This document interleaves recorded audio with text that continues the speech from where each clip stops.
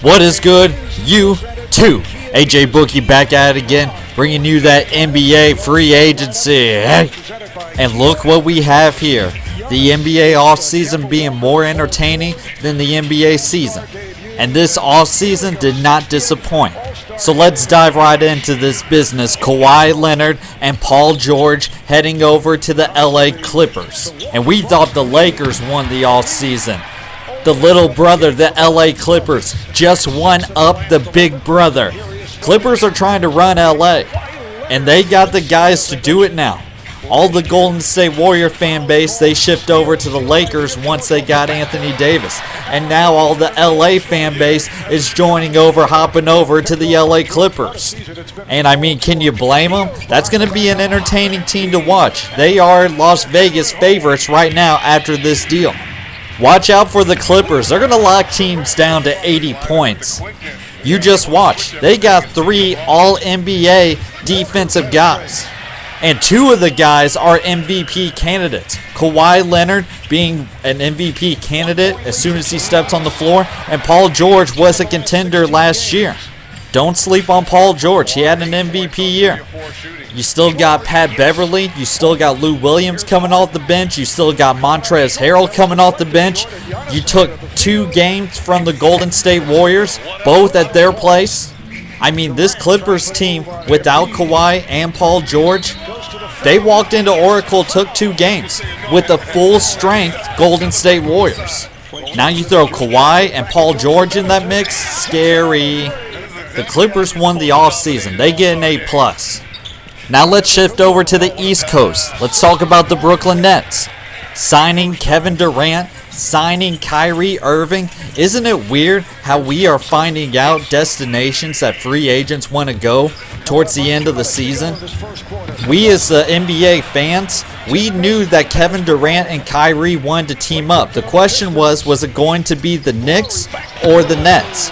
And quite frankly, I think Kevin Durant, he wanted to go to the Knicks, and Kyrie wanted to go to the Nets. Kyrie's from the Brooklyn area.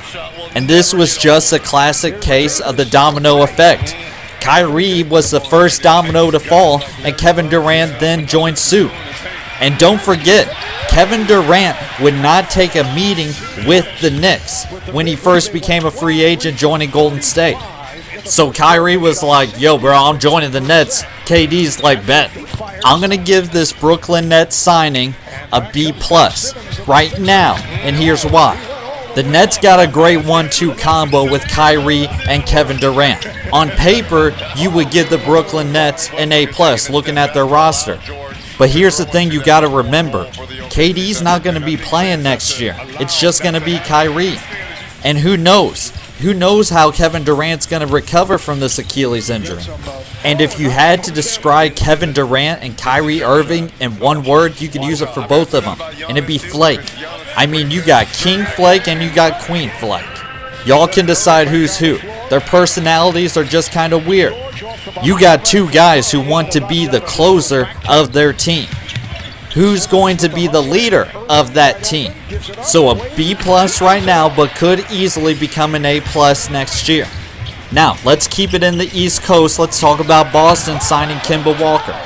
Now, this is the same team that got rid of Kyrie Irving, and you're bringing in kind of a Kyrie 2.0 in Kemba Walker. Both kind of isolation guys, and still not letting Jason Tatum or Jaylen Brown develop / become the man of their team. And don't forget Gordon Hayward. The thing that scares me with this Boston Celtics team, they don't have a star. They got a lot of good guys, a lot of B+ players. They don't have that A+ guy. They got a lot of guys who can have an A kind of game, but not consistently. So I'm going to give the Celtics a B for this signing. Let's keep it East Coast, where we're going to head down south where it's a little bit warmer and talk about the Miami Heat and Jimmy Butler. For this Miami Heat team, I like this signing of Jimmy Butler. They got a good player. They got a nice little core. I just don't see the Heat being a real threat in the East. Could be a playoff team, nothing much more than that. I'm going to give it a C. I don't like how Jimmy Butler left the 76ers. I thought he was a great player for that team. He was sometimes their best player out on the floor. And in the playoffs, Jimmy Butler was kind of the closer for that team. And that's a great team with Ben Simmons and Joel Embiid and Tobias Harris. But you knew Jimmy was gone once Tobias Harris signed that big contract. Jimmy's a great player, and this was a move where he wants a team to build around him. Can't blame the guy. He's going to look nice in that Miami Vice jersey. Now, let's talk about my favorite team, Spoiled State Warriors. And this D'Angelo Russell signing. This signing makes no sense. I think the Warriors, what they're trying to do is survive until Klay comes back by signing D'Angelo, but that's a weird backcourt of Steph Curry and D'Angelo Russell. And I expect D'Angelo to be a trade piece until Klay Thompson comes back. But if that's not a part of the Warriors' plan, look, they invented small ball, but they would be playing extra small ball with Steph Curry, D'Angelo Russell, and Klay Thompson running the three. And I just don't know if D'Angelo can fit that Warrior style of pass the ball, cut and move. So this was a weird signing to me, but I fully expect D'Angelo to be trade bait. I'm going to give it a C with the potential to be a B+ for the Golden State Warriors, because right now it's a level playing field with Golden State missing Kevin Durant. And we know Spoiled State needs to be spoiled every once in a while. Golden State's not worried because Daddy NBA Adam Silver, he's going to take care of them. Now the weirdest signing to me was Al Horford to the 76ers. In a way, I do understand this move, but I really can't see this move working out. I just don't understand how you want to throw Joel Embiid, Al Horford, and Ben Simmons out on the court. The good in this trade is the Sixers are already long, but they just got a little bit longer with Simmons, Embiid, and Horford.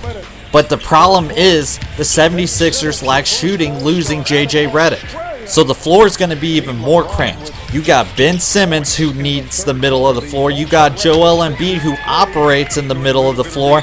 And you're going to have Al Horford stretch the defense with his three-point shooting. I just don't understand it.